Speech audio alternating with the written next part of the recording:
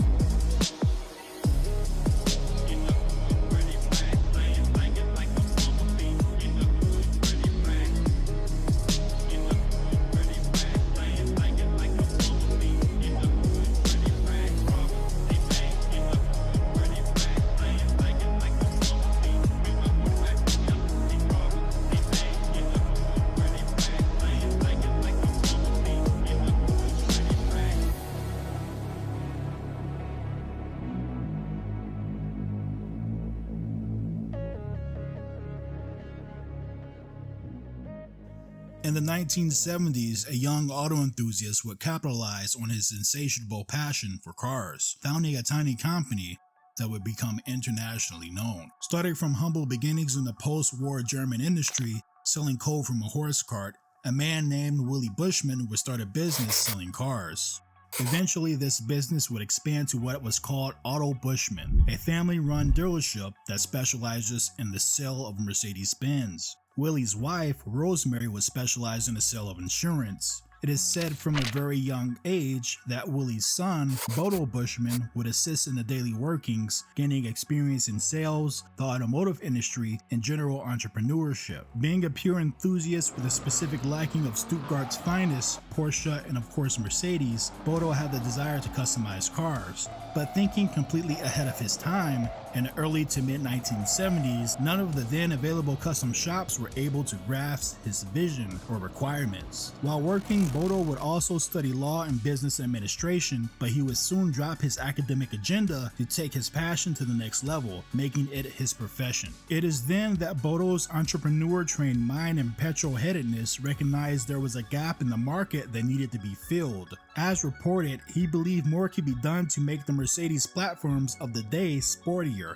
and more powerful. Also unique and individual, especially, thus appealing to a wider range of potential customers. From his perspective, there was no other company in the industry offering anything close to what he envisioned. The next step was clear to Bodo. What's not clear is rather he knew that his next move would influence the aftermarket automotive industry for the next almost half a century.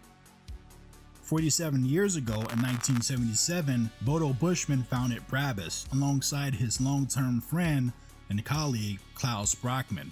The new moniker would be derived from the first 3 letters of both the gentlemen's surnames. Soon after the founding, Klaus would leave the company, making Bodo the sole shareholder of BRABUS. It's also reported but unconfirmed that Klaus sold his shares for €100. In the beginning, BRABUS would pioneer the custom car, audio, and entertainment industry with installation of in-car phones, TVs, VCRs, and even offering complete entertainment systems for commercial and touring buses. By 1983, Bodo had secured the very first official headquarters for BRABUS, offering performance, interior, and entertainment modifications. This is also where his first major project would make waves in the industry. The previous year in 1982, Benz would premiere their very first compact luxury sedan, internally designated as the W201, or more famously known as the 190. At the time, the 190e variant was the highest performing trim, equipped with the M102 engine producing 120 horsepower. Despite the W204 platform being relatively lightweight at 26 to 2700 pounds, the 2-liter M102 was only capable of propelling the 190E from 0 to 60 in about 10 seconds. Bodo Bushman would recognize the potential in this chassis, however, and take it to an unrecognizable level of performance. Bodo would swap in a tuned 5-liter V8 from the 500 SEL, the M117. Yes, this is the same V8 used in the early Sauber Group C car.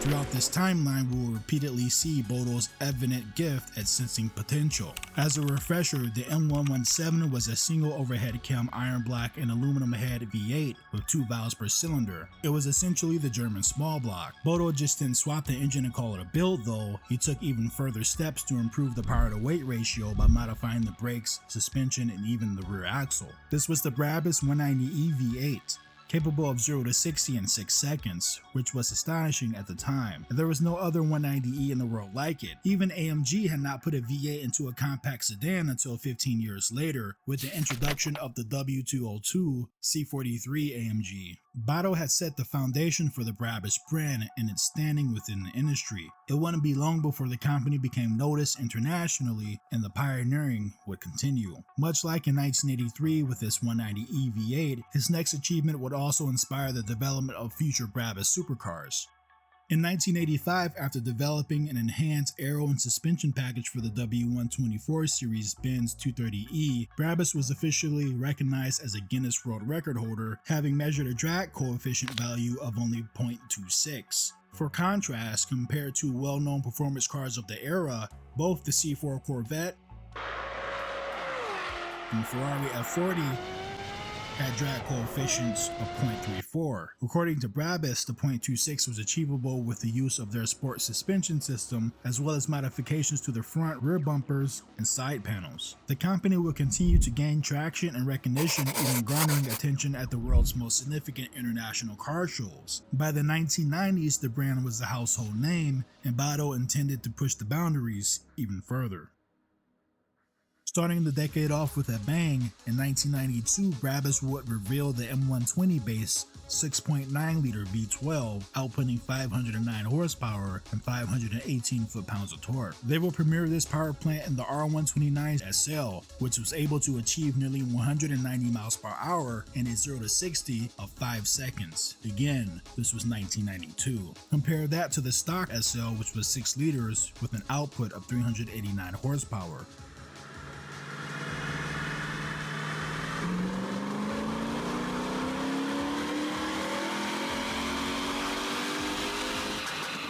BRABUS had extracted well over 100 more horsepower from the naturally aspirated M120 based V12. The BRABUS built V12 SL was only an appetizer of the achievements to come. The following year in 1993, they would complete the development of the first gen EV12. This was a W124 Mercedes-Benz equipped with the new BRABUS 6.9-liter. Reportedly, on its first official road test, it would achieve a 0 to 60 in 4.5 seconds, but it's the top speed that made headlines. The EV12 was able to achieve 286 kilometers per hour or 177 miles per hour, allowing BRABUS to claim the title of the fastest sedan in the world at the time. In 1996, the second generation EV12, now based on the W210 series Mercedes 500E,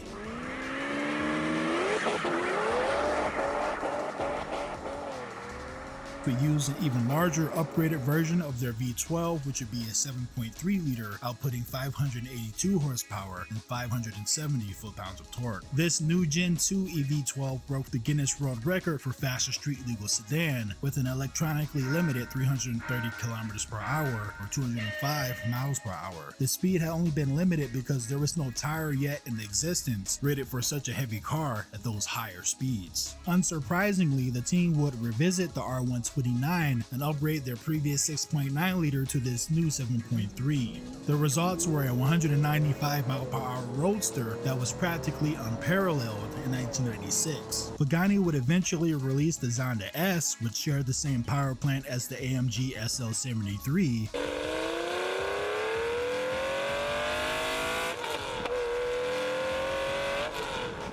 but but neither were more powerful than the BRABUS. The following year, in 1997, the company would be spotted on the Autobahn testing the BRABUS TV12. This was the E-Class Wagon variant of the 210. It produced the same output as its sedan counterpart and nearly the same top speed. The company confirmed a top speed of 199 miles per hour, making it the fastest street-legal station wagon in the world at the time. At this point, it's almost as if Bodo and the engineers at BRABUS were like, why stop at station wagons? The following year, in 1998, the BRABUS MV12 would officially be released. This was based on the W163 series Mercedes-Benz M-Class, which originally came equipped with a 3.2-liter V6, making only 218 horsepower. Now BRABUSized and equipped with their signature 7.3-liter V12, it generated the full 582 horsepower and 570 foot-pounds of torque. The 2-ton SUV was able to clock an impressive 5 seconds 0 to 60 and achieved an electronically limited top speed of 160 miles per hour, achieving the Guinness record of world fastest street legal SUV. By the end of the 90s, BRABUS would open their very first flagship store in the United States. They would also expand to a massive new headquarters in Vacant, Germany, commissioned in 1999. The facility would feature 1.2 million square feet of floor space, which housed everything from the marketing department to the vehicle plant, which till this very day produces thousands of BRABUS vehicles each year. Though perhaps not as sexy, it would be another moment of Bodo's genius and ability to sense potential that would truly set off the next millennium with a bang. The company's smart automobile would reveal their City Coupe, or C450, in 1998. This was a 600cc turbo 3-cylinder, making 60 horsepower max. Bodo, recognizing the potential, had his sights locked on this platform, and shortly after, BRABUS had developed a tuning program for the Smart 450. This would of course include aero and visual enhancements and increasing the 3-cylinder's output to 70 horsepower and 75 foot-pounds of torque, while later increasing that torque output to 150 foot-pounds. Believe it or not, out of all the insane supercars BRABUS had created up to this point, their smart car package is what got the attention of Daimler, essentially establishing the partnership that still stands today. BRABUS would even go on to conduct skunkworks type research and development projects for Mercedes in the following years. But now, with the new decade on the horizon breaking into the 2000s, Bodo and BRABUS per usual will continue the trend of breaking world records, producing some of the most powerful luxury vehicles in the world even today. By 2002, Bodo Bushman had opened a second plant as a 50-50 joint venture between BRABUS and Smart. But 2003 would be the year of the premiere of the third generation EV12 based on the W211 E-Class. Now with a twin-turbo 6.3-liter V12 producing 640 horsepower and 756 foot-pounds of torque,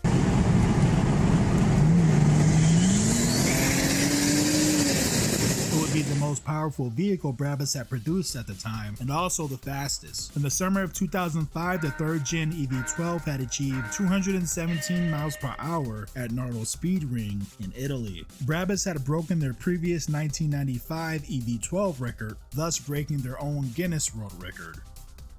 In the summer of 2005, BRABUS would premiere arguably their most iconic vehicle to date during the Frankfurt Motor Show, the BRABUS Rocket, a C219 CLS based supercar that was powered by a twin turbocharged 6.3-liter BRABUS S V12 engine. At the time, the biturbo V12 was the most powerful engine out of Germany, making 730 horsepower and 811 foot-pounds of torque. Originating from the SO600, BRABUS utilized a specialized crank, forged pistons, and an increased displacement. The V12 would also be fitted with larger bespoke turbos and intercoolers. This would of course be accompanied by the typical BRABUS aero enhancements with a drag coefficient of just 0.27. In 2006, the rocket wouldn't just break the world record once, it would break it twice. At the Nardo Speed Ring, it would initially reach a top speed of 362.4 kilometers per hour or 225 miles per hour. At this point, it was already officially recognized as the world's fastest saloon. However, BRABUS engineers were confident that the rocket could easily go faster, and they returned in in the fall of 2006, successfully reaching a top speed of 365.7 kilometers per hour, or 227 miles per hour. Following in concert with the BRABUS of the 90s, a record-shattering SUV would soon be in order, shortly after their flagship sedan. In 2009, after achieving the official title for world's fastest street legal sedan, they equipped the X204 GOK SUV with the same bi-turbo 6.3-liter V12. The 750 horsepower SUV would achieve a speed of 200 miles per hour at Nardo Ring. This was the 2009 BRABUS GOK V12. With the 2006 Rocket being the standing benchmark at the time, rolling into the 2010s, BRABUS had no choice but to take things to an even crazier level. The final product would be an even more powerful sedan, but till this very day, not only the fastest in BRABUS catalog history, but the fastest in the world. This flagship would be based on the then new C218 series Mercedes AMG CLS 63 platform. Despite the 63 designation, the AMG CLS actually was equipped with the 5.5 liter. BRABUS, however, would take the bi-turbo 5.5 and increase the displacement to 6.3 or 384 cubic inches. The displacement increase comprises a bespoke crankshaft with longer stroke, larger forged pistons, and machined ports and valves. The resulting output would be a staggering 800 horsepower and 1,047 foot-pounds of torque, in which the torque was actually limited to 811 foot-pounds. The Rocket is internationally recognized as being the fastest four-door saloon in the world, with a reported top speed of 231 miles per hour, 1 mile per hour faster than the Gen 4 BRABUS EV12. Still the standing record holder as of October 2024, it has reigned supreme for 13 years. Will it remain the undisputed king for a full 2 decades? Knowing the ethos and general development trends of BRABUS, I wouldn't be surprised if they already had some top secret project capable of exceeding their own record. Only time will tell, and I'm excited for the future of BRABUS.